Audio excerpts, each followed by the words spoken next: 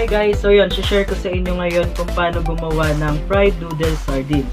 So yun, na-try ko na siya once noon. Na-post ko na rin siya sa Instagram, which is ito. Yan, nakikita nyo yan. Sobrang sarap niya guys, tapos sobrang anghang. So bali ngayon, subukan natin gumawa ulit. And yun, ready na natin yung mga sangkap na gagamitin natin sa paggawa ng fried noodle sardines a la Michael. So, yun guys, sana magustuhan nyo rin.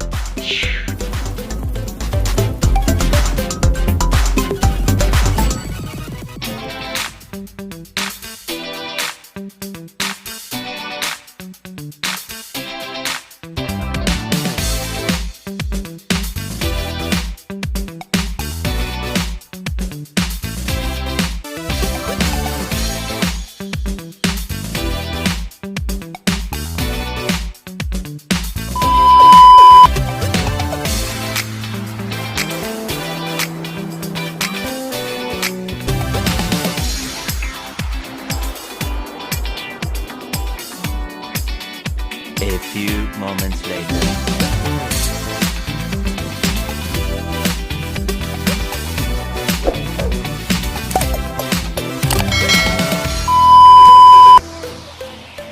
Saluhan nyo na lang ako guys kasi mag-isa lang ako dito. So tara na, let's eat!